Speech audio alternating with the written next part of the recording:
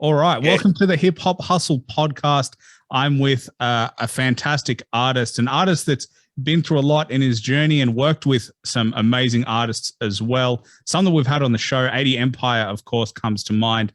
Benny the Butcher, you've worked with.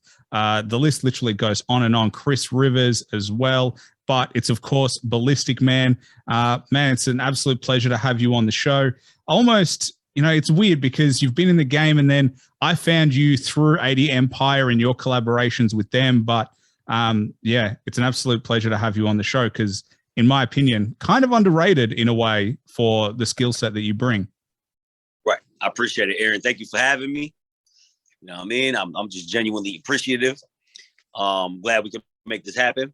You know what I'm saying? I'm glad that you're able to scope out, you know what I mean? What's you got your ear to the streets, man. You know what I'm saying? Like, and that's something like 80 Empire and them, they're really good at doing too, like keeping the ear to the streets, you know what I'm saying? From, a lot of people don't, they wait for the mainstream for the stuff to pop, you know what I mean? And they don't really keep their ear on what's hot, you know what I mean, before it's about to pop.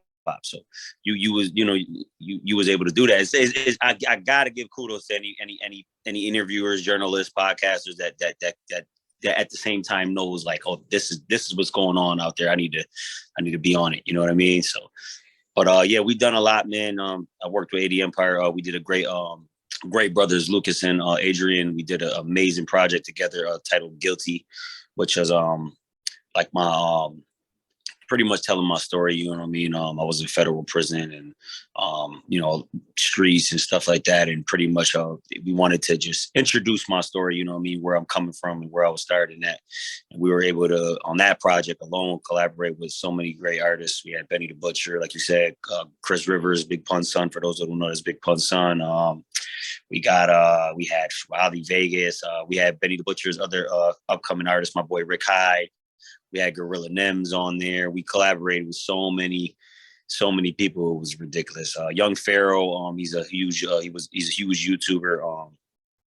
Just a lot of people. Like so that project was dope. A lot of work, a lot of behind the scenes, a lot of traveling, a lot of leg work.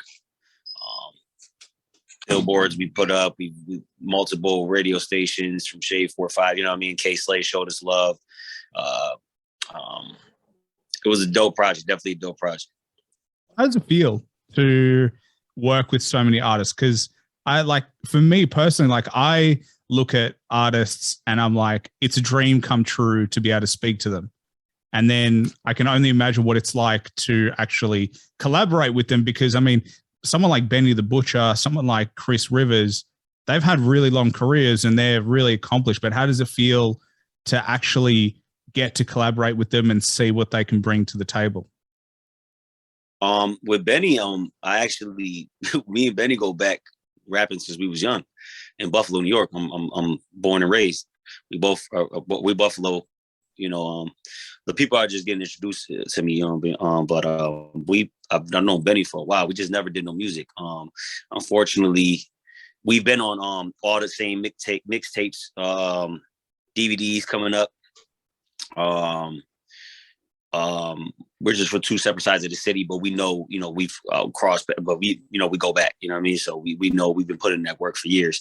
Unfortunately, our situations never led us to get to be able to cross paths until I think, in my opinion, personally honed in on our craft and really started taking music serious. We, when Benny was going, when Benny was going in, I seen him when he was coming out, and when I was coming out, when he was coming out, I was going in. You know what I mean? And we talking about prison. You know what I'm saying? Unfortunate situations. That eventually now, when we were able to, it looks like we took our paths a lot serious. Like as far as our career choices, a lot more serious, and we were both, focused. And I opened the door and reached out to Benny and said, "Yo, let's make it happen." You know what I mean? People been wanting a Balistic Man and Benny the Butcher song, and we we've already done multiple records now, you know what I mean, since then. And we rock with each other, so it was dope to get that done. Definitely dope to get that done. It's definitely an honor to be on a record with him and be in his presence. With Chris Rivers, I reached out to him, man, and just, hit him up, sent him some of my stuff, and I said, yo, I'm working on a project. I would love to do something with you. He said, let's do it. I had a track titled The Last Dragon that 80 Empire was producing for me. And I don't know if you know The Last Dragon, but it's based off of, obviously, Bruce Lee film, but I was kind of basing it more off of Bruce Leroy, the Last Dragon, the hood version, you know what I mean? Show Nuff and Bruce Leroy. That's more, what I was raised. I mean, I was also raised on my dad's Bruce Lee head. You go to his house, everything Bruce Lee. But, I just feel like, if you listen to the lyrics, I'm talking about, Show Nuff, Last Dragon, who's got the glow, you know what I'm saying? And I just feel like him being the son of Pun and me, on my journey, I just was like, yo, we the last, we the last dragons, you know what I'm saying? Like we the last of our era. If you look at the era coming after us, there's not too many, doing what we do, So it was definitely dope doing that. Well, I mean, how long were you away for? Like, what was the stint in prison for? About 2 years in a federal prison. How was that? Because like every person I speak to, it feels like there's like a before prison and after prison mentality, that like prison goes one of two ways. It can either really hone you in on what you should be doing, or it does the opposite, right, and it continues to derail your potential. But how did you feel, obviously, coming out of it, and now you can really see the growth in terms of where your career's gone? It feels like it's really had it kind of just told you what you needed to do and what you should be focusing on. It definitely builds that discipline and makes you, it makes you discipline yourself a lot. Well, me, it made me more disciplined. It made me realize that not to take nothing for granted. Honed in on my craft. I was performing every weekend in the chapel. I was working on music. I was going to perform. A couple of guys. You meet super talented people in prison. Some of the most talented people are locked up. Play every instrument. We're playing live music. I'm rapping. Getting inspired from that.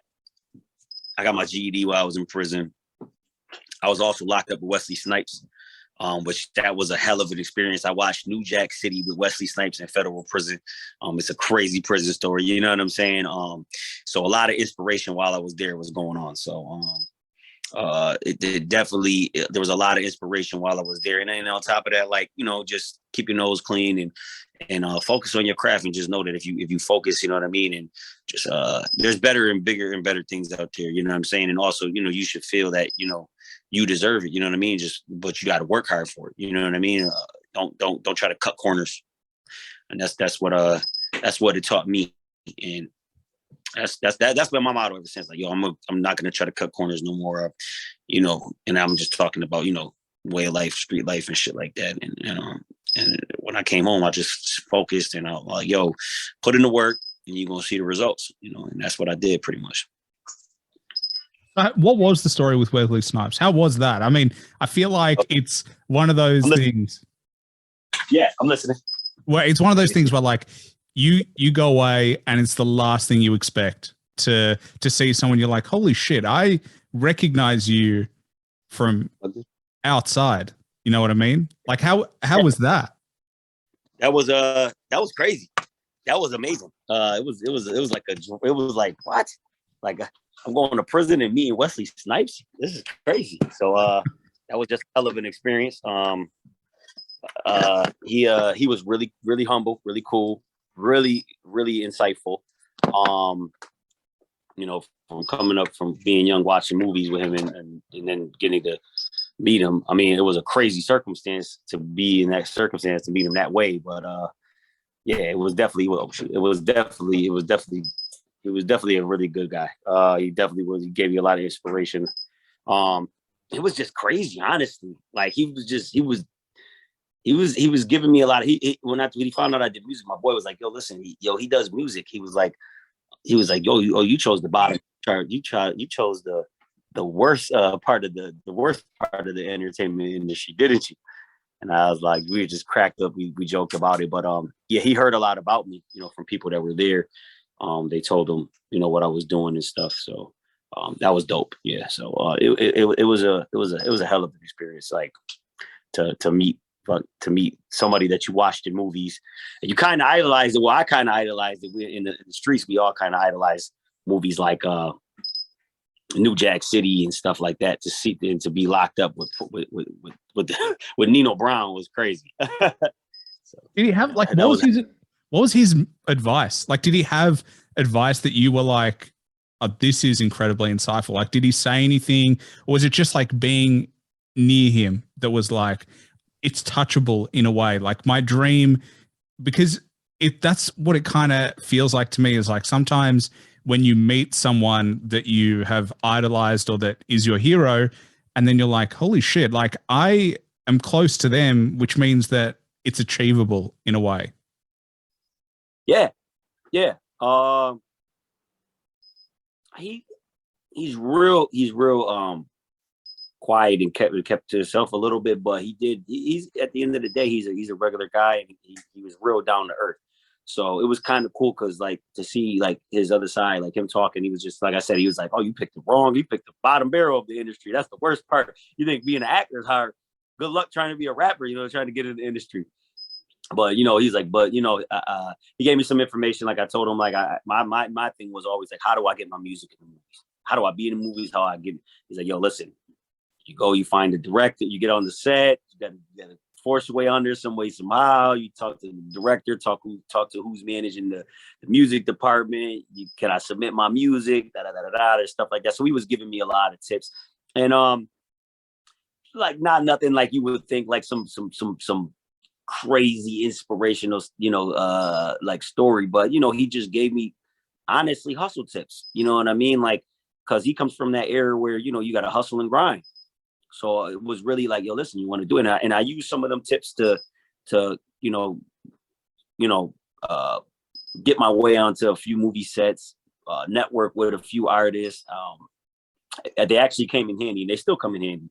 So and he a lot of the right people were telling him like, yo, that kid, no, he's different. That kid's unique. And so he knew it, and he's just like, yo, it's a tough grind. You definitely picked the hardest industry to crack. But he's like, yo, you just gotta hustle, you know what I mean, and grind it out. Pretty much that was and other than that, just talking to him about movies and how he felt about movies like doing New Jack City and Sugar Hill and all types of stuff like that. He was just telling us just little things like how the sets were and stuff like that. Just when we did talk to him, we didn't try to bother him too much all the time, but when we got a chance to chop it up with him, we did. But how was it going to like movie directors and like sound people and trying to submit your music? Because I always feel the advice that people give you is very different from the reality of like trying to do it. Because like it sounds really good coming out. It's like, this is what you do, then you're gonna do this, and it's like you've got the plan. Well, I mean, they're giving you what you got to do, but it's like going to ask the hot chick out on a date. It's like, you freeze up. You know what I mean? It's like, hey, I do music. I was just on a set not too long ago, and I just talked to the director and And he's the director is the star. You learn that. Like, you think the actor is the star? No, the director is the star on the movie set. You know what I'm saying? And that's the guy that the security's blocking. That's the guy that everybody's.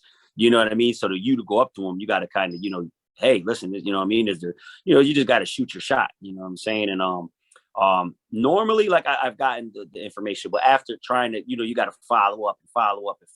It's tough. It's definitely tough trying to get your music to the right people. It's not what it's who and you got to get the right people behind you. And it's all about networking, man. It's all about countless hours of networking, and that's the what people don't realize is the countless hours that we spend on the road. Man, we spend on the road networking,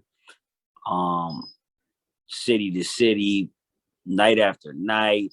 I mean, and a lot of people don't realize like the behind the scenes network. So they'll see a person, like they'll see the face of the people they want to go and attack and talk to, and not realize that there's 5 other people behind that person that you don't know of, that those should be the people that you're going to talk to. And those should be the numbers that you're getting.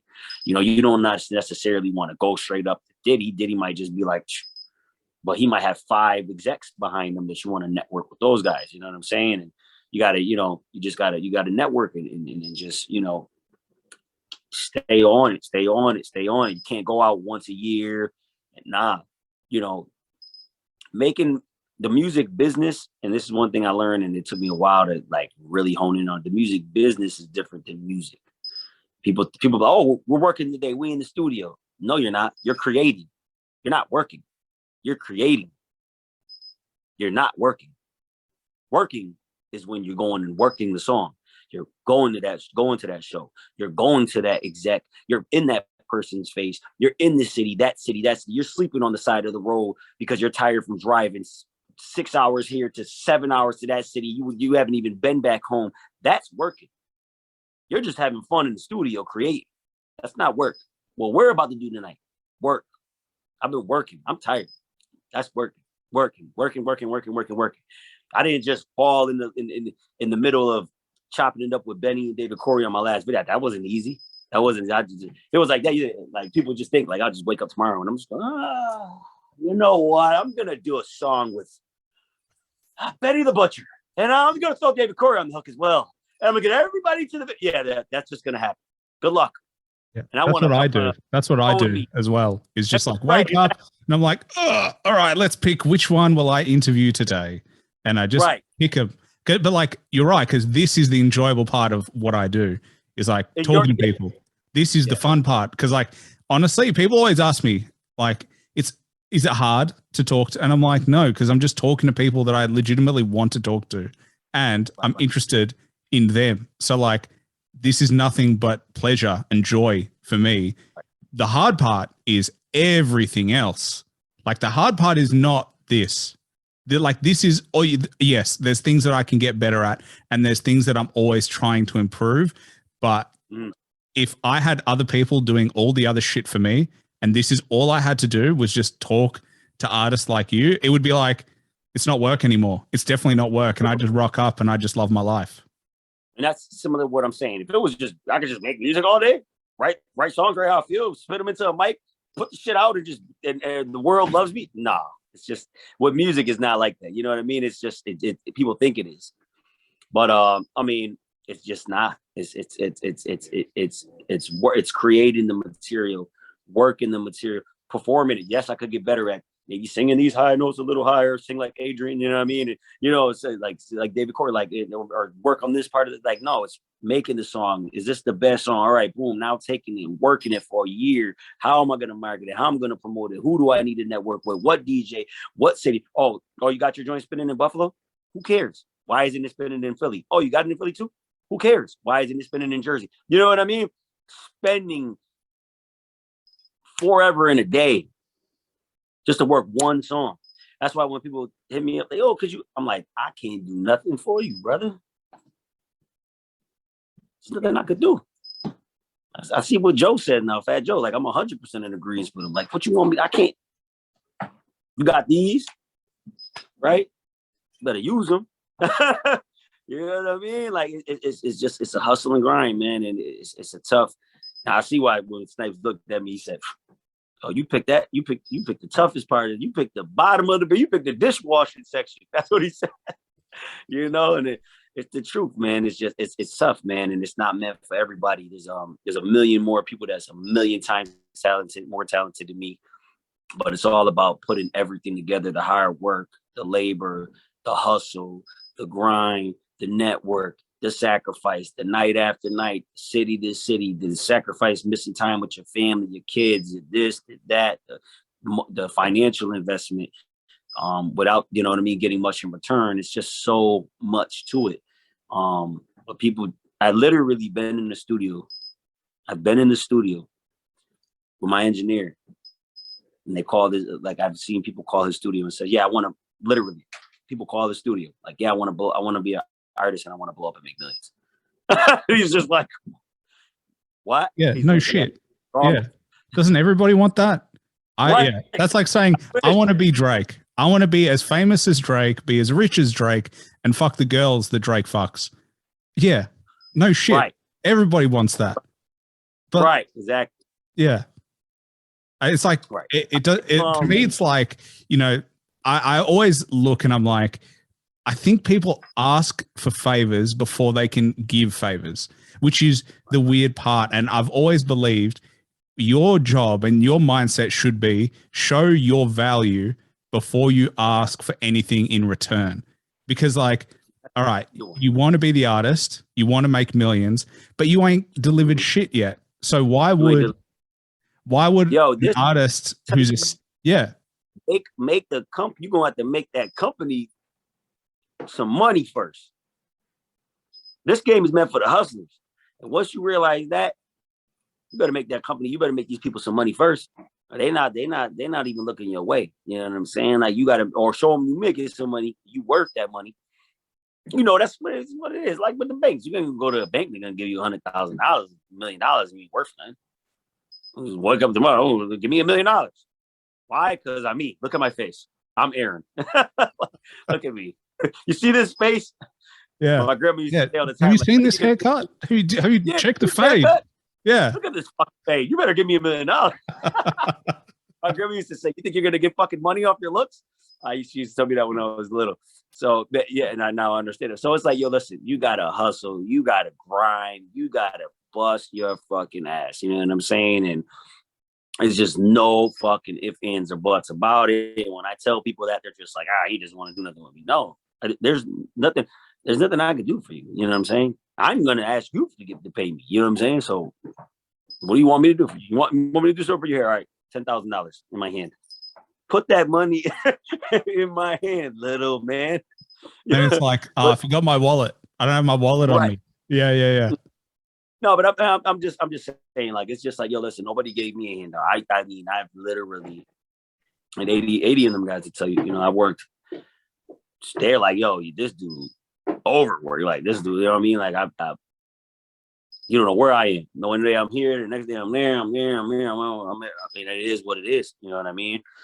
I get a call tonight. Yo, tomorrow, can you? Yup. I'm going to be there some way, somehow. I don't know how.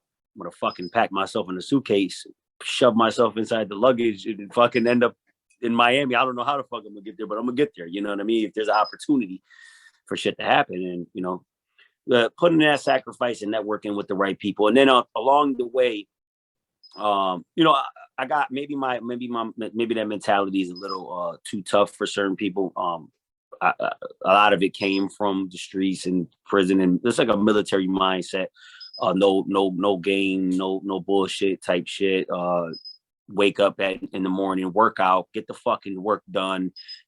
You fucking sit your ass. Tonight you're sitting your ass. You're not going out with your they're going out having a good time. You're staying your ass in the house working on some music. You need to make some new songs. Oh, you know what? Your ass is your friends are going out. You're gonna go out. You're gonna make it look like you're having fun, but you're not. You're gonna be networking the entire fucking time. You're gonna be chopping it up with this guy. You're gonna go here. You want to chill at home and watch YouTube tomorrow? Oh, no, sorry. You're gonna be in New York, fucking working on music, doing this and that, because why? There's an opportunity there. You got to be there. Oh, we're not paying you shit. Get the fuck over there. You know what I mean? And people hear that, they're like, oh, I want to be in the studio smoking weed and shaking my head. Like, like this would they, like I said, and fuck bitches. Drake might walk in the studio. You never know. And then just sign me.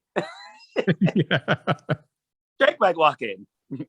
So, I mean, like I said, man, we've networked. And so along the way is what I would like to say is, like, once you do that, once you realize that you've been working and networking and there's a theory that I like to call, I don't like to give people too much of the game. I call it the circus show theory.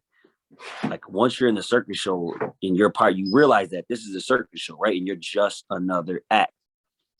If you work long enough and you've been putting there, well, maybe one day they'll make you the opening act. You know what I'm saying? Like, you just gotta work the circus show as long as you can. Round and round we go. People are like, you get those people. Where are you out? You're based in Australia? Yeah, Melbourne. So people in Australia, the grass is green on it. They're probably like, oh, I gotta go to America. They get to America, like, no, you gotta fucking go all around the fucking round and round. I get people in Buffalo, New York. Oh, I gotta go to New York. No, I'm gonna go to Atlanta. I'm gonna go to Atlanta. You're gonna meet some people in Atlanta. I need to go up to New York. It's the circus show. And once you realize that, you're like, oh, fuck. A lot of people are like, damn. And you just got to keep grinding. But hopefully, along the way, you see people that see your productivity and see your value with all the work that you put in and you garnished along the way, and you've developed, your brand and your material and your music, and became that much of a valuable player. You know what I'm saying? And you put that work in. So pretty much that's what I try to tell people. You know what I mean? Well, I think, it's the same in almost every industry. You got to put in the work. Exactly. It's like, I've said it before in the show, but I think there's stats about the average length of podcast lasts. And I think it's like the average podcast lasts 8 episodes, because everyone thinks that you can drop an episode and then you're my buddy said, what episode are you on? 80. When this comes out, it'll probably be 90 something. We're pushing close to 100. I'm 90 something. I'm episode 90 something. He's going to be here for a long time. He's outlasted his competition. He's not playing Aaron's not playing no fucking game. It's my boy Kenny. We were just on me and Kenny were just on Pistol Pete's from Terror Squad, Fat Joe, We the Best people. I don't know if you know who Pistol Pete is, Kill All Rats, but we were just on his podcast, Dog in the Yard podcast. Here, let me show you the store a little bit. Kenny wants you to show a little bit of Buffalo. He's live? Yeah, he's live. That's Kenny right there, my man. Hey man, how you doing? Yo, man, the Crocodile Dundee was my man growing up. World, man. Yeah, I don't have the knife with me, but what can I say? Every Puerto Rican's got a knife. How much Crocodile Dundee inspired me. Always carry a knife. Yeah. But man, we appreciate you, man, interviewing my boy, man. He's the hardest worker I know. And I know you're working hard as well. Welcome to Buffalo. This is the store. If you ever need any merchandise, we can send you some Buffalo Herd shit. Whatever else you see, So we gotta hook Aaron up. Hey, this is nothing but, I always consider myself lucky to speak to artists. It's never one way. I always think of myself as very fortunate to be able to, there's one thing to be able to want to do this, and there's another thing to be able to do this and be able to say yes. So without, people like Balistic Man, this podcast is just me talking into a mic. So, hey man, you all make this happen. Yep. Yeah, so we were just on Dog. We were blessed to be the first ones for Buffalo, New York, on Dog in the Yard podcast, which was dope. Fat Joe's been on there, DJ Khaled, Maino, Nori from Tree Champs. So it was pretty dope. We've been working, man, along the way, man. I got also too, obviously working with Pistol Pete. I got a song coming out with DJ Khaled and Fat Joe. It's in the stash. We announced that not too long ago. Got a bunch of stuff lined up with Pistol and the guys. Yeah, we got a new single. It's interesting because I was going to ask, how is it going on a podcast where like they're established artists? Because I feel like it's a really different discussion, because I'm not an artist, but I'm a fan of the music. How is it actually going with people who are like legitimately in the industry? My views are always like, I'm on the outside looking in and I'm just like, I'm a fan, but can you feel the difference in terms of the types of conversations? Can you feel the difference in terms of the vibe? That pod is a little different because that's more about prison. It's really more about prison reform. But with the Khaled episodes and what Steve LaBelle was on there as well from We Working, those episodes were more like, obviously those were geared towards music and stuff like that. But majority of it is prison talk. So we were really discussing prison. You know what I mean? So, but it is a different feeling to know that you're on a podcast that Joe was just at. Joe got an episode on this podcast. Nori's got an episode on this podcast. DJ Khaled's got an episode. It was like, oh, this. You get into you creeping on the way up to that. You know what I mean? And I'm just little old me from Buffalo, New York, just little old Balistic Man. You know what I'm saying? Came home from prison with nothing. I don't know how I got here. I woke up like, what day is it? Where am I? Fuck it, let's do it. You know what I mean? So just like I said, and that's where you gotta grind sometimes, and that's how we feel. It's like, yo, how the fuck did we get here? How the fuck? I'll tell you honestly, I don't know how the fuck we grinded so hard. We grinded our way into worked hard for this with Benny the Butcher and to Get Back and these songs with Khaled and Joe. Like, I'll be honest, we were in Miami at Pistol Pete's birthday party. He invited us to come down if y'all want. Next thing you know, we're in the studio, we're working, boom, boom, boom, and things just happen. Days go, you know what I mean? Working hard. It just working hard, investing, sacrificing, and, meeting the right people and connecting with the right people, and things happen. You know what I'm saying? So yeah, it does happen if you work hard, but look at, this is 20 plus years of working. You know what I mean? I've been doing this since I was a kid, man. So it's a lot of grind, a lot of work, man.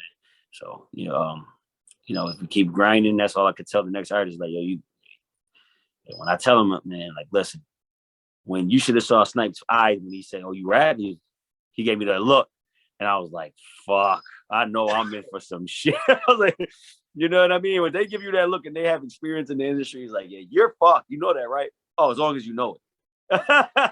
It's better if you know it. It's better if you know it. Because if you don't, you're going to get surprised. But if you know you're going to get fucked, then you expect it all the time, but you prepare for it. You don't make any moves without thinking about it. You don't do anything without knowing, hey, this could turn bad. But if it does, I know what I'm going to do after that.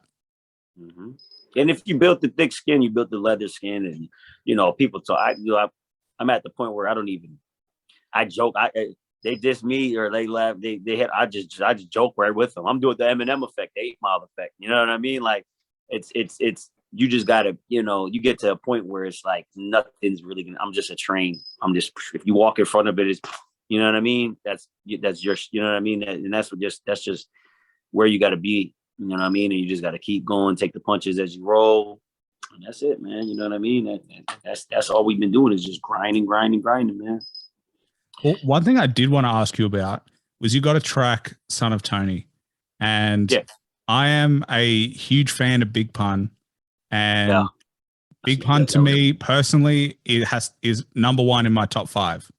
Because I just think in terms of his skill set that he brought, his Capital Punishment is a classic album and underrated, and people don't talk about it enough because his rhyme schemes were ridiculous. His flow and his breath control, and as much as he breathes and you can hear him go, and it's disgusting as fuck, but you notice how long his verses are and how long, like, in between breaths, he doesn't cut out the punches. So when you listen to it, you're like, holy shit.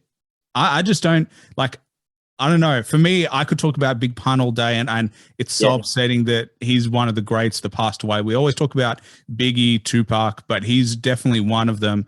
But how does it, does he, because obviously you did a song that references him. You obviously did a track with Chris Rivers, his son. Where does he sit in terms of for you? Because he's my number one. Well, I got a real funny, it's between him and Pac. So Pac made me want to be a rapper when I was young. I used to see Pac and I used to be little as hell and just dance and try to do the moves. He made me want to be a rapper, but Pun made me want to rap. Mind you, and I tell this to everybody, it's not about, being Latino. I think that him being Latino was part of the reason why he's underrated. Which is crazy because he was better than 99% of the people that was rapping, obviously. But we talking about from real life hustling, everything. I mean, first album, triple platinum, so it's it's not even a question. It's not a debate. It's true, But when I first heard him rap, my brother and my brother-in-law, they put a cassette in. It was Fat Joe, Don Cartagena, and I heard him. I heard that song, every man in this world has a destiny. Can anyone get the best of me? Unless you just you know what I mean? That in the middle of it. People don't realize that that's where that scheme came from, that in the middle of it. You know what I mean? So when I heard that, I was like, oh shit. I was little. I was young still. And I was like, oh my God. I would hear most of the stuff I like hearing. I'm old school, man. I grew up on $500,000, some is blood, is some is crip, you know what I'm saying? I was listening to all types of shit. So my brother and them always had cassettes. And when I heard that on Don Cartagena, I didn't know who he was or what he was. I didn't know. He could have been black, white, I don't know. You know what I mean? Let alone Puerto Rican. They looked at me like, yo, you better realize who this is, man. Yo, I'm young, I'm Puerto Rican. So they're like, man, he Puerto Rican, man. You better know who he is. I'm like, I just like the way he rapped. That I never heard that type of rhyme scheme, you know what I mean? The way he was flowing was just different. Every man in the world, and this is good Don Cartagena. And then, so I had to put myself on and when it got Capital Punishment, and and it just blew my mind from right when it first starts. The intro, the fresh intro. Oh my god, because that movie I was raised on those type of movies. You know what I'm saying? So Fresh was like a movie that was like in my household, like one of our top movies. You know what I mean? We were raised on this, even though we probably shouldn't have been watching that type of fucking movies as kids, but it just, it's relatable to us. You know what I mean? You had Chucky. Don't call me Chucky, man. Call me Chuck E. You know what I'm saying? Like, man, Punisher, what he say, man? What he say? What you call his baby stuff, Holmes? Punisher the real deal, baby. You know what I mean? Like, that shit was real life. So when he had that as the beginning, it was like, whoa. And then I gave you fair warning. When the dog, you know what I mean? The pit bull, I gave you fair warning. Beware with Prodigy. Oh my God, with Prodigy on. Man, that's crazy. Like, it was just, it just like, and then he just, the lyrical level that he was at was just like, to this day, these new rap, I'm the best rap, bro. Relax, bro. You gotta relax, Papa. So we say, yo, you gotta relax, Papa. Like, you're good, but see, to me, there's a lot of different levels to this stuff. I love the new music too. So I'm obviously, if you listen to my music range is ridiculous. So I like the new artists, and I see a lot of the stuff they do. A lot of them have great deliveries and stuff like that. But when you're talking about going from, to me, listening to like a lot of my artists that's in my top 10 is different. Like, they're like, oh, how do you don't like this? I'm like, it's not that I don't like them, but it's like going from eating steak to fucking beef jerky or some shit. Like, it's just like, Pun was, we went from here to here, you know what I mean? And yes, it's different sounds, it's different areas, it's different styles, but literally, are you really taking a second to listen to this man's album? Because I don't think you really understand. I think you hear me say Pun and you're like, oh, well, he's Puerto Rican, so you just think that. No, it don't matter. You're all the way in. You're a white man from Australia. I'm Puerto Rican in Buffalo, New York. There's Chinese kids, you know what I'm saying? Like, in China, they know who Big Pun is. You just explained this man's level of lyrical caliber is all the way through the roof. Like, are you listening to what he's saying, or is it so complex to you? Because also, too, there's another thing. Like, I don't like rappity rap. I don't like rap. All that. No. You gotta listen to him. He was actually saying shit. Like, he was talking about the ghetto. He was talking about growing up Latino. He was talking about, when he talked about my uncle, lost it threw on the oven. He wasn't playing throughout the flame and started in hell. And that shit is deep. I've seen shit like that in the streets grow up. Like, I've been a child and seen crackheads and motherfuckers shooting heroin and smoke. He wasn't just talking. He wasn't just rapping. They hear it. He started that compound. He was one of the motherfuckers from the hood that started like elevating. Obviously, there was the Big Daddy Kanes and everybody else that he got it. You know what I mean?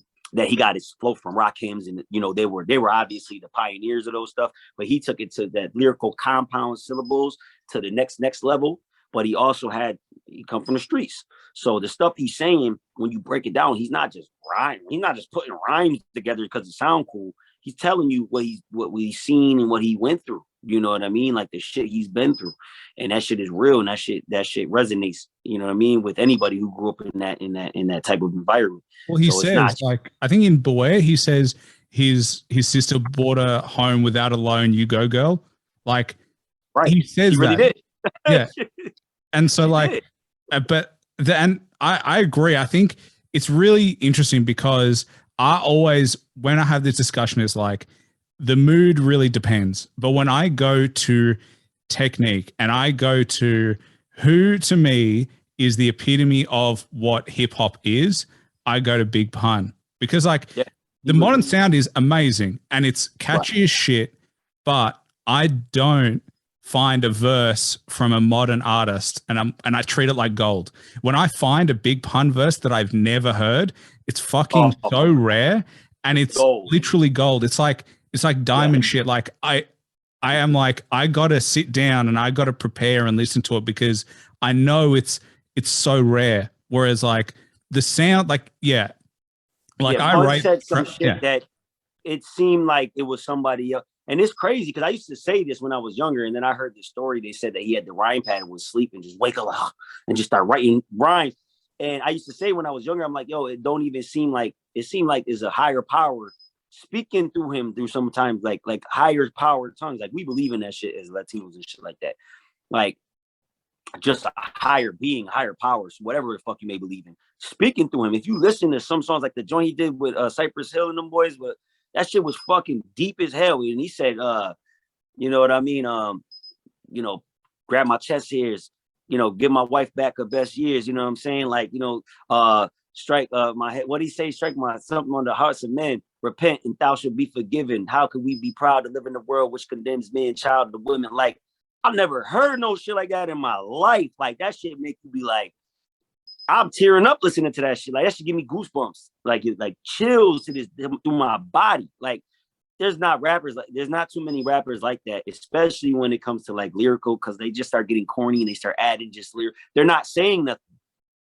And I think they don't realize, like, they hear these lyrical compounds and they hear these things that came from artists like Pun, and they don't realize that he's really giving you, you know, things that, you know, are really, really, it's the epitome of hip hop, because he just wanted to be the best, but he also wanted to tell you a story. He wanted to tell you, you know, real life stuff that went in the hood, and, you know, also give obviously the Latinos a great he had a lot riding on. You know what I'm saying? So he had to, you know, he was the, you know, you had Joe. Obviously, Joe was the Dawn. You know what I'm saying? But he was next up, so he had a lot riding on him. And all right, just like Joe said, yo, if this dude's doing that, what the fuck can the fatter dude? You know what I mean? This dude do. So he had a lot. We couldn't come out and be corny. So he had so much rolling, but he had a lot of just like powerful script. I call them scriptures. Like, to me, it's like that's what I would look like if you found it. You know, the research, they go, and the archaeologists, they find new scriptures from the Bible, things that were just never put. That's how I look at it. When you hear a new Pun verse, it's like, oh my god, it's like it's a scripture. You know what I'm saying? It's like someone, like he was writing shit that was just like, come on, man, like that in the middle, a little Italy, little did we know that we middles and middle men who didn't do that. Like, who the fuck was even thinking that shit? Cannibalism is living in my metabolism, gives them spasms and aneurysms that baby baptism. Like, what the fuck made you think that shit, bro? Like, I will also say at that time. And another one is Big L too. I was going to say, before we get to Big L, Fat Joe, in my opinion, that is as good as he. And he is an amazing artist, and he's an amazing for the industry ever since. But in terms of his ability to actually be on Pun tracks and do such a good job, like who else could actually go on a track? Like Prodigy's on there. Like most people would get blown out of the water. But Fat Joe, underrated during that era, I honestly think that's when he did his best work. And then you were bringing up Big L, but he did Enemy with Big L, and you can hear Fat Joe was with Big L. Fat Joe is the Dawn, man. He did a lot. God bless him, man. Like, we lucky to have him, man. He did put a lot of, you know, work in, man. You know, you got to think about it. He was digging in the crates.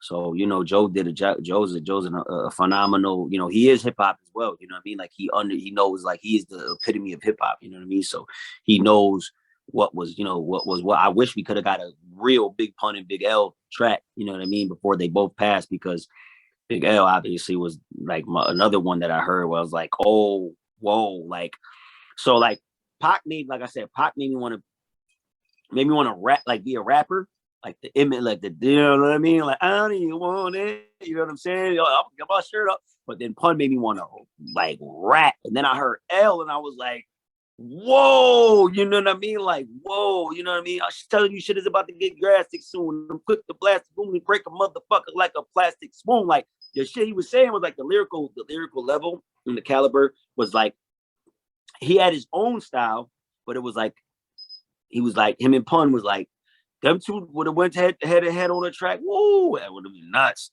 That would have been crazy. Pun is an animal. Pun is like a grizzly bear. Like, getting on a track with him, he knew like L's stats, like his level of, it would have been an ugly thing. Them two on the song. And if we would have been lucky enough to get, if they would have both lived long enough, we'd have been lucky enough to get Eminem. Eminem was crazy too, because Eminem, to me, in my opinion, I think people underrate Eminem. I think people right now, obviously, you know me, but like as far as like, I'm like, yo, he's not just rhyming. You know, at one point he was playing around bullshitting, but I think he even said it in the rhyme. He's like, you know, he's trying to get people to he's a defensive rapper. So he wants you to diss him so he could fucking flame your ass. You know what I'm saying? So he'll put bullshit here and there so he could fucking, how you get, you know what I'm saying? It fucking Kamehameha your ass. You know what I'm saying? So he's saying shit like Eminem says some crazy shit and he's telling you his life. Like he's not just rapping. Some of these people are just putting together rhymes, and it's just, it's not from that place where, you know, these guys came from a different era too. M too. I mean, M was doing this, you know, in the early 90s. You know what I'm saying? So he's another one. You know what I mean? So those rhyme, and like I said, in my opinion, these are the guys. Like every time I rhyme, I don't know what people are thinking. Like I'm like, yo, bro, my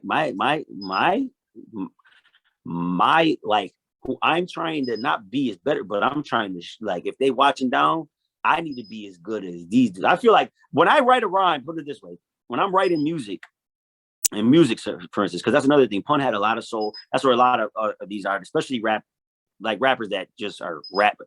They don't realize Pun had a lot of soul. He knew how to make a great song as well. You know what I'm saying? So he's not only going to give you that, but he said it. I'm the Batman, hardcore, commercial.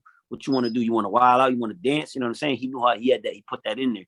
So I'm creating all that. I feel like if I'm writing a song right now, that Pun is standing over me, watching me, like, you know what I mean? Like I got a grizzly bear. Just I feel like the presence of him when I rap, when I'm writing, I feel that. Just watch. So I'll be like, oh, you want to. Because my boy Thugsman redid that beat, and he combined Beware with You Ain't a Killer, and he did that he's playing that. He's playing those keys, and he's that if you listen to the chorus part, he's playing the You Ain't a Killer along combined. So when I get on that joint, I'm like, yeah, I'm writing with the like, oh, I gotta kill this shit. You know what I'm saying? So you almost need a gun on the table, because Big Pun loved his guns. You almost need a gun just to be there, because like, you know, we said that every Puerto Rican carries a knife. Big Pun carried his gun everywhere. Yeah, this guy right here. He got one on. He got it. He's got something on. You don't want to roll up on him. So I think I'll be standing behind him. You know? Pair arms. I got to keep them with me.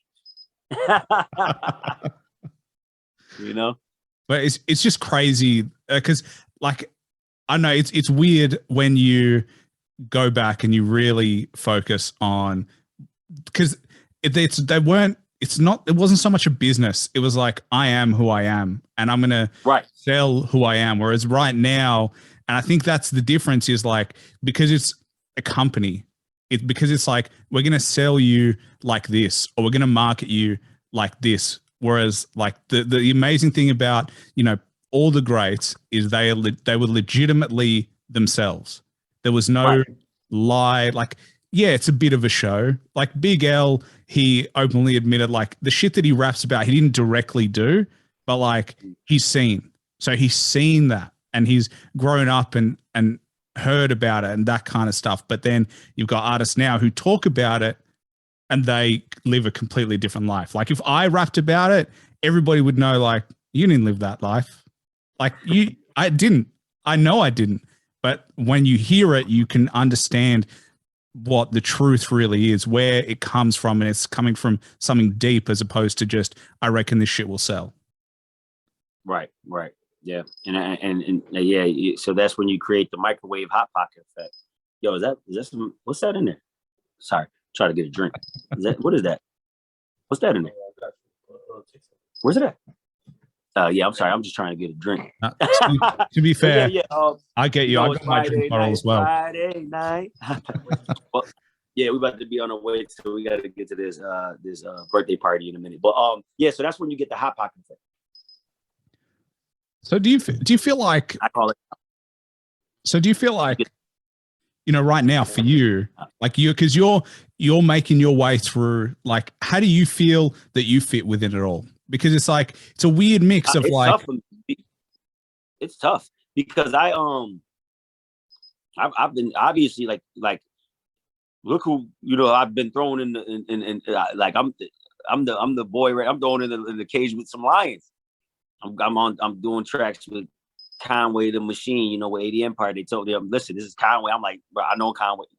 Like I know we're from Buff. I know what I'm going to. You know what I mean? Conway, Benny the Butch, Chris Rivers, Fat Joe. You know what I mean? Pat. I was on a joint with Papoose.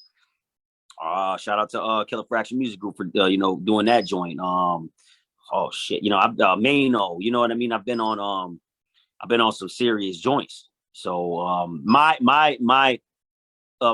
work on, also do songs like I do full commercial songs. I've done joints where there's probably no rapping, it's just straight melody. You know what I mean? There's no rapping. Because I like to craft on that too, because I know that I get a lot of requests from fans that are like, yo, I love it when you got those melodies, they're so catchy. Could you just do more of that? Some of that? You know, I love when you rap. Could you do a little more of that as well? Saying we're in the day and age where you gotta, you know, obviously you gotta take care, you gotta cater to everybody. So I try to do it's a tightrope.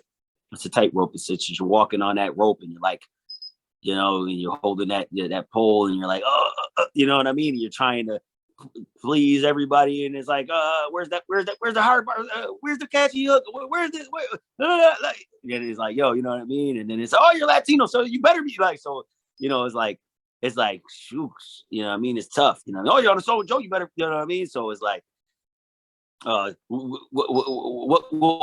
kind of song are you on with Joe? Are you doing are you doing a hard joint, or is it, you know, Joe's got the club hits, you know, is it all the way up? Part 2, is it, you know, lean back, like, you know what I mean? Oh, yo, with Benny, oh, you better be killing me. He's Benny the Butcher. He butchers shit, you know what I'm saying? Like, it's like, you know, it's like, yeah, Conway the Machine, he's the machine, you know. So it's like, yo, listen, I've been doing this for a long time, and people don't understand that. I've been rapping for a long time. I was rapping in prison. I've been in ciphers in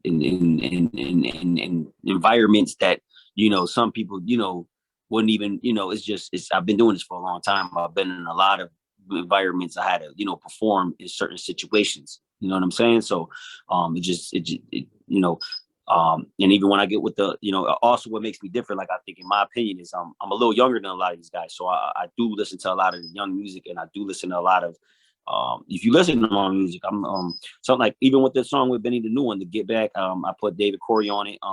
Asked him, you know, he blessed me with jumping on. That was actually me singing that part, to get back, I don't need no setbacks. That was me actually on that part. And I'm with David. I'm like, yo, listen, man, could you do this? You know what I mean? And you know what I mean? Bless your boy. You know what I mean? I'm doing songs with him. He's like, I got you. You know what I'm saying? Boom, and hit. You know, hit me with that R&B love. You know, the ladies love David. I don't know if you're familiar who he is, but he was, you know, he's done a lot of stuff. He's an international superstar. So he's been on the show, The X Factor. You know, killing it. So, I'm creating a lot of those songs, and sometimes you hear the melodies, you know, sometimes it's me, so I'm, you know what I mean? Sometimes it's another person, you know, so I'm crafting every piece of everything. That's why when somebody be like, oh, could you, I'm like, yo, I don't work like that, bro. I got to dig deep. I have to sit back. I have to zone out. I have to construct the song from piece. I have to give these, you know, this much to that, this much of that. Maybe I might hear, you know, certain things in the song that I don't, you know, so it's you know, and you know, I know who, you know, I'm trying to go up there with against, you know, not against, but I'm trying to be up there, you know, at the top with the babies, with the little babies, with the Drakes, with the Eminems, with the Benny the Butchers, with these guys, you know what I'm saying, with the Fat Joes, with the with the Justin Biebers, you know what I mean, more than just hip hop. So it's like, it's a hard industry, and you got to be able to, you know what I mean. I'm trying to just build my craft, and just I'm learning as I go too. You only get better when you keep crafting and keep doing it, keep going. But it's definitely tough. It's tough. Yeah, I mean the good thing, and something that I was impressed by, was you actually do have melodic ability. Like I hear, and I've said this before, but like there are so many rappers who do shitty hooks because they try to sing and they have no idea how to sing. And like me personally, I'm always going to be like rap fan first, but I can still recognize when someone should not be doing a sing-songy hook, because I'm like, come on, man. Like, okay, don't do it then, or just scratch something in, or like find someone else to do it. But there are so many artists who feel like, they have the similar mindset to you, is like, I got to compete with all those artists, but they don't have the skill set. It's like, you actually fuck yourself up by doing a shit job rather than getting someone who can help you. But like, yeah, I was actually impressed with your ability to hit the, even when you did it here now, like off the cuff, like it sounded good. Like it sounded played. It wasn't like you were stretching yourself to a point where it's like, it's not believable. Right. I try to also keep it in my range. So I practice my range. I practice that. I'm not going to be trying to fucking, sing a Michael Jackson types. You know what I mean? So, I do where I'm at, where I'm comfortable and where it's not sounding corny, because it's like this. It's a thin line between cool and corny. You know what I mean? So, I try to just stay right in my pocket. But I got also at the same time, I listen to my fans. They love it. Like, I did work hard for this.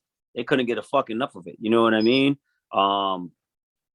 And if I didn't practice at stuff like that, I wouldn't have been able to, create songs, like worked hard for this, which a lot of people loved it. It really, I've got messages like, I feel like killing myself sometimes, and this song right here, just, go put it on in the morning and it makes me feel like, like life, I could, if you could do it, I could do it. The situations you've been through. And I just sing to myself, I worked hard for this. That's what I got. I worked so hard for this. You know what I'm saying? And just, so like I said, I always try to push that little bit in there, because I just want that, I want to be able to, give them that song. I want to create that.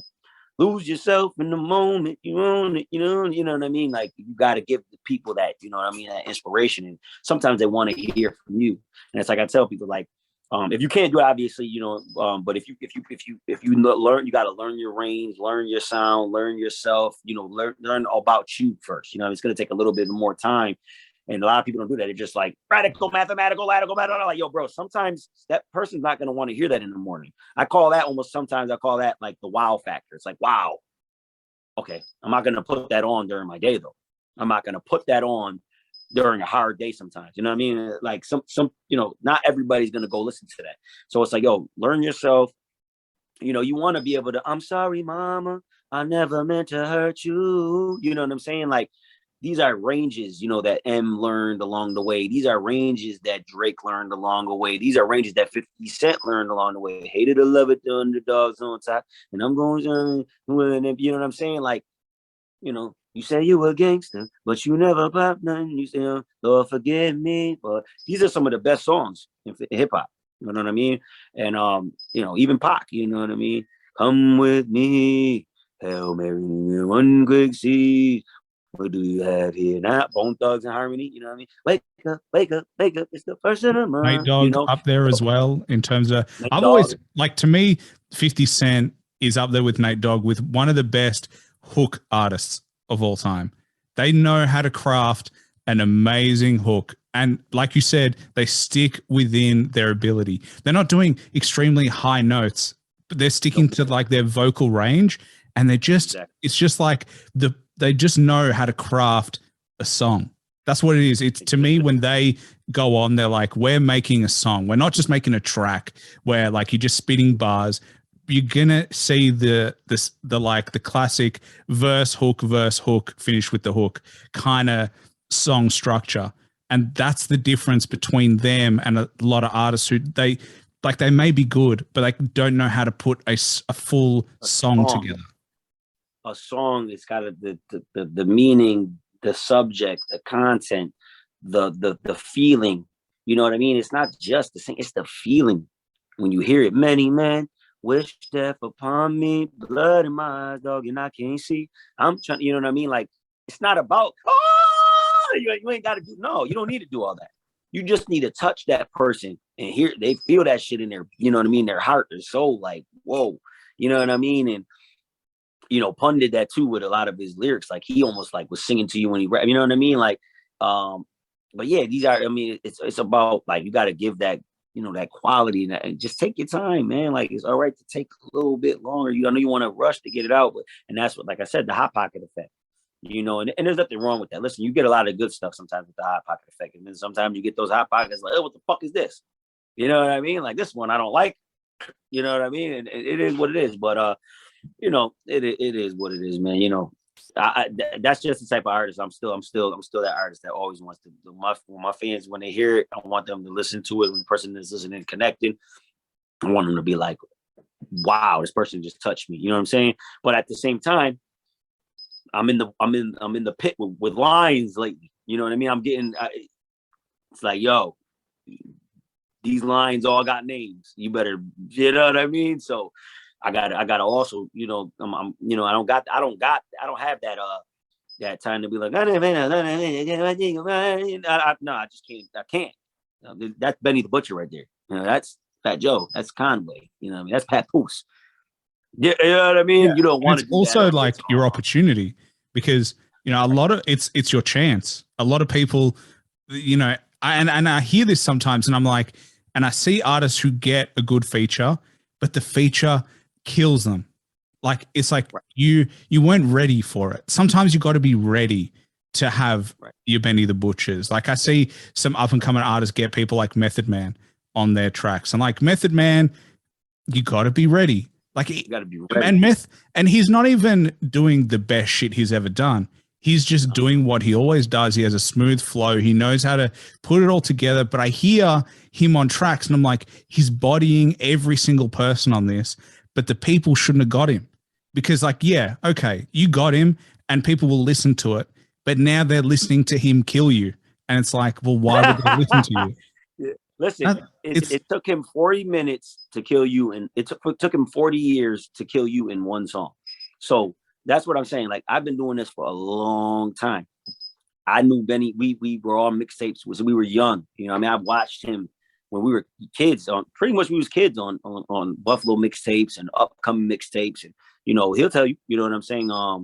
Conway. I remember he was Cannon when I was young too. Obviously, he was body. He was done more of the bad. He was body. Like, these is not play people you want to play with on records. You know what I'm saying? Method Man. Obviously, you know, we were fans of him. So, like I said, it took him 40 years to be able to body you on one song. Sometimes you get a feature and you think because you've been rapping, you know what I mean, for 2 years, 3 years, 4 years. I've been doing this for 20 plus years. These guys will tell you. And when he was 14, 15, he was out with mixtapes in the streets. He gonna sell you a mixtape and then be like, oh, you do that too? I got this for you too. You know what I'm saying? Like, and I knew then, you know, I was young, I was a kid, but I was, you know, I had, you know what I mean? People will tell you that shit's whack. You know what I'm saying? So we in the day and age where now you tell that shit's whack. This kid rapping about, he a gangster rapping about banging guns and da da da da, but you tell him his music whack. He want to go hang himself. You're a bully. I'm calling. This is a hate crime. You said he's whack. Like, what? So we come from different eras, man. Like, different eras where you had the, you know what I mean? Even like the Drake era. I remember Drake was playing out here. You know, Buffalo and Toronto are close like this. He used to be on, you know, our 93.7, and Betty just spoke on this on 90 what was it? The Breakfast Club. Played from it's a station in Buffalo, and it plays to Toronto. So they would be the closest to the United States. They were listening to our radio station, put it that way.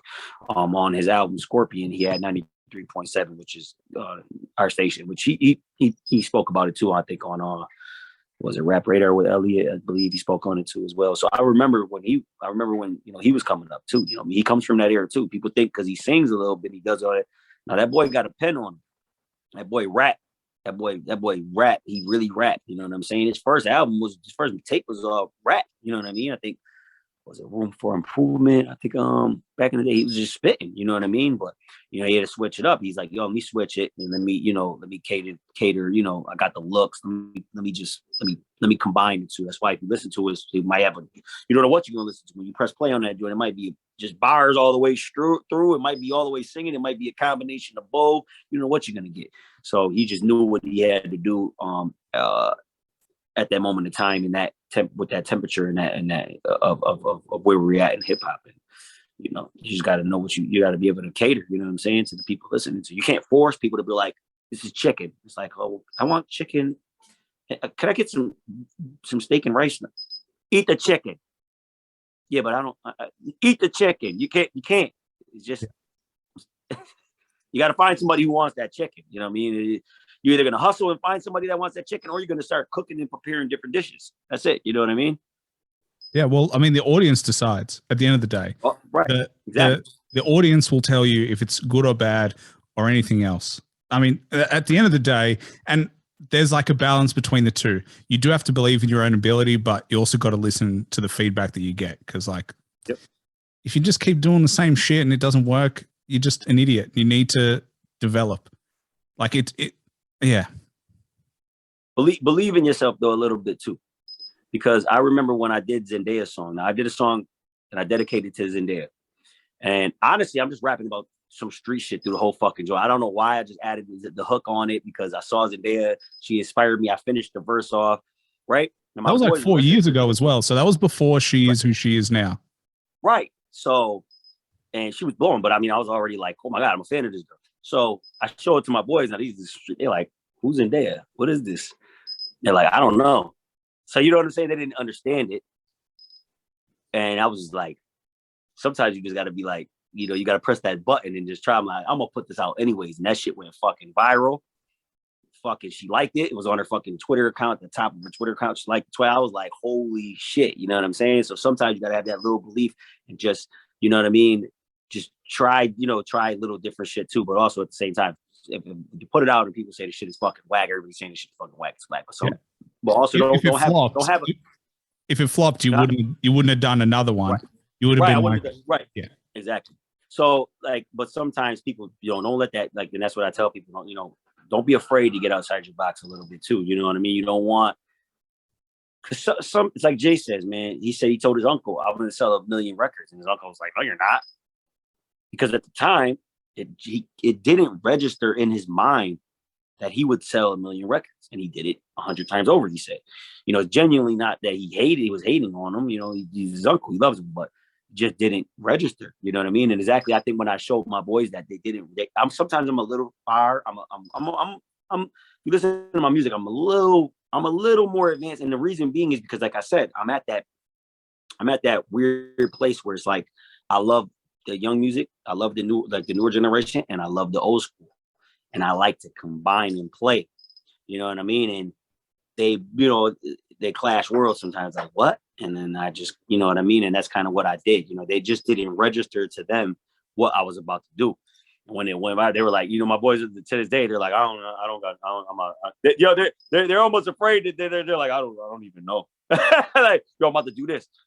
Just do it, because I don't, you know, because I literally, like, I showed 4 of my boys, they liked it. They were just like, I don't understand it. You know what I mean? So I was just like, all right, I'm gonna just do it anyways. And I did it, and it came out great. You know what I mean? So sometimes you gotta hone in on that craft. You gotta have that belief in yourself. Like, yo, you know what?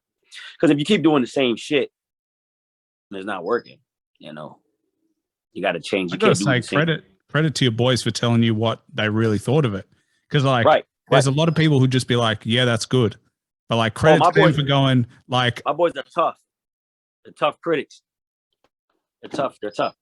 They just didn't understand what I was doing at the time. They already know my sound and my melody. They just didn't understand where I was going with that. Well, you know, clearly the Empire for believing in Puerto Rican Pac when I did the tribute to Pac. Those are my tribute to Pac. Like I told you, Pac is one of my favorite artists. And what I did was I was pretty much saying, like, Pac was so big that he not only inspired, you know, just the Black community, he inspired kids in Puerto Rico. He inspired, there's a Chinese Pac, there's a Australian Pac. Reason being is, like, what I mean is that he touched so many cultures that there's a kid out there right now that's listening to Pac that's just inspired, that just goes out and listens to him every day. And me being Puerto Rican, you know what I'm saying? So I was like, yo, this is how big. I didn't want to, as people hit me up like, oh, you're not Pac. I was like, yo, listen, you obviously didn't understand the song. What I was saying was that he was so, they were like, well, why didn't you just call it Tupac tribute? I was like, that shit sounds fucking corny. That's why. You go make a fucking song and call it for Pac and call it the Tupac tribute. That shit sounds like the corniest, driest. It sounds like somebody just handed you a chicken breast and said, here's some chicken. It's like, what? This is it? Yeah, it's chicken. That's what it sounds like. So it was my tribute to Tupac. You know what I mean? It was like, this is how I want to do it. And I caught your attention, didn't I? But if you break down the lyrics and you break down the song, I had a girl tell me from California, I did an interview and they were playing that and she was in tears. She was like, when I first saw I didn't know what to expect. She's like, she's like, there's so many references. I have to listen to this song over. She was in tears though. She was like, I can't believe, because I said a lot of shit, like the way I put those lyrics together. If you really go listen to that song, you hear the breakdowns of how much Pac references are in there. I was very calculated. I wrote it very real strategic and real calculated.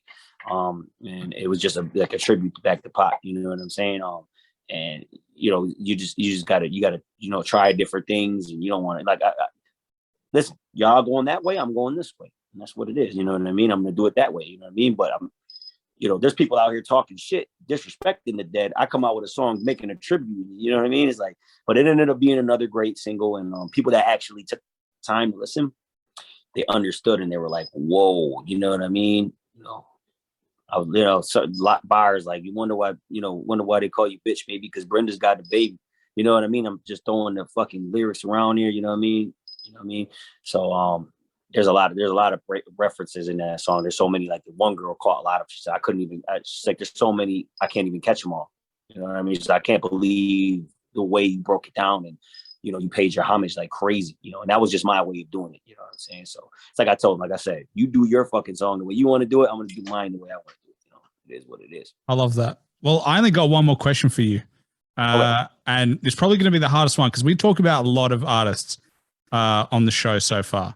And this is the only question that I plan, and it is as follows.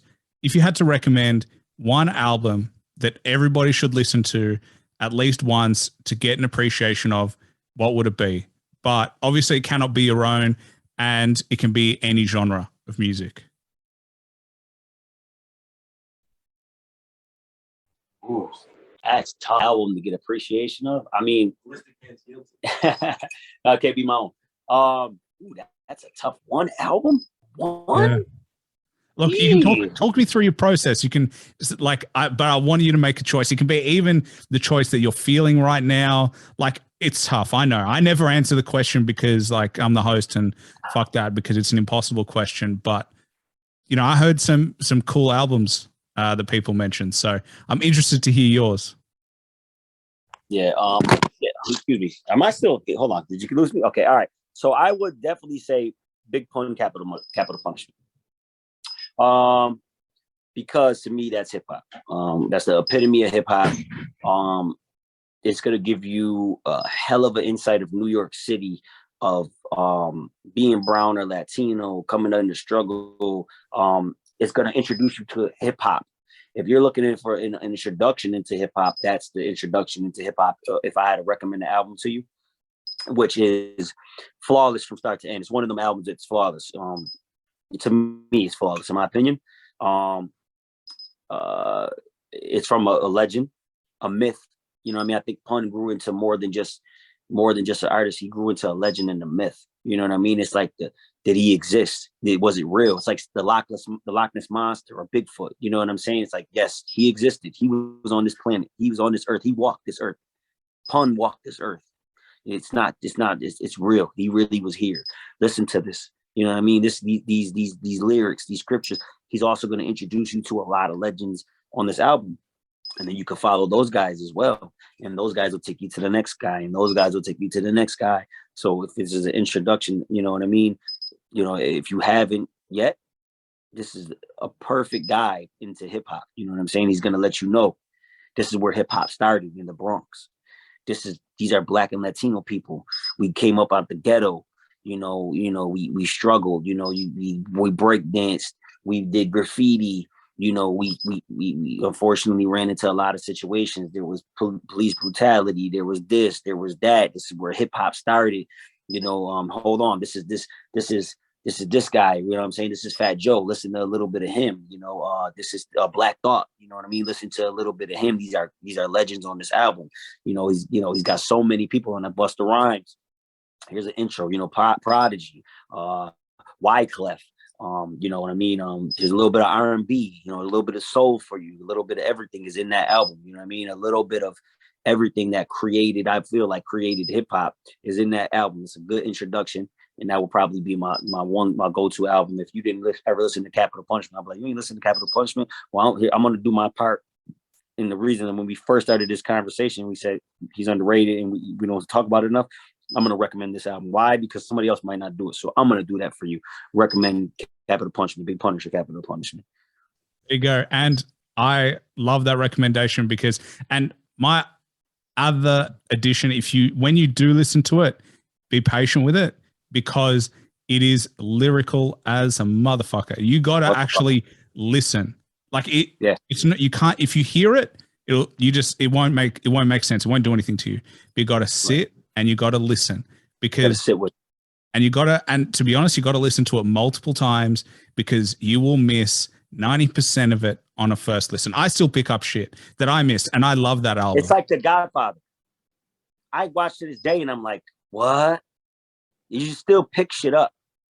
Like, there's so many Sopranos. You just pick shit up. Like, how did the director and the people just put these, like, they put these things on the wall, like you just miss things, like whoa, and that's what Pun was doing. It was like that shit went over your head. Exactly. So you got to sit with it and you got to be prepared. It's got to be probably a moment in time in your life where, you know, maybe you're going through these type of things, you know what I'm saying? You got to really sit with it and really be able to understand, you know what I'm saying? And it's got to touch you that way. So I truly, I agree.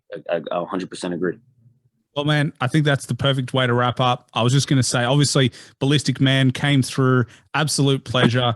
Did you want to plug anything? When's your next project coming out? What are you working on? Now's the time to, give your fans a little bit of a taste. Right now, I got my new single out, The Get Back, featuring Benny the Butcher and David Corey, produced by Killer Fraction Music Group, Fraction Music. That's out on all platforms. You could go get that right now. The music video is coming soon. I got a new single coming out with me and my brother, Superstar Floss. Actually, it's on a couple platforms right now, but it'll be available on all platforms. Titled Save the Game, produced by Hubanga and Pistol Pete. Music. Go check out that latest episode that me and my brother Kenny did on Dog in the Yard, Pistol Pete's Dog in the Yard. And entitlement. Well, we keep an eye on. Look, we got a bunch of stuff up our sleeve. You know what I mean? Right now, just focus on those two. There's so much I could go on forever. You know what I mean? I'm probably missing a bunch of stuff. People are like, "Oh, you didn't say that. You didn't." But it's all right. Those couple projects right now are the immediate, focus. And also check out the Instagram as well, Balistic Man. You'll have all the news there. Don't miss that. Obviously, Twitter, Spotify. And join the herd. Make sure you follow our brand. Follow my brand, Buffalo Herd. Join the herd. Follow Join Buffalo Herd. That's my brand. It's growing. I'm pushing it everywhere. You know what I'm saying? I just want to plug that into as well. Of course, that's the time. I would be disappointed if you didn't plug it. That's what we're all here for, low key, just a little bit. But man, as I said, absolute pleasure. We really chopped it up, and thank you for coming on the show. Aaron, we appreciate you, bro. From Buffalo to Australia.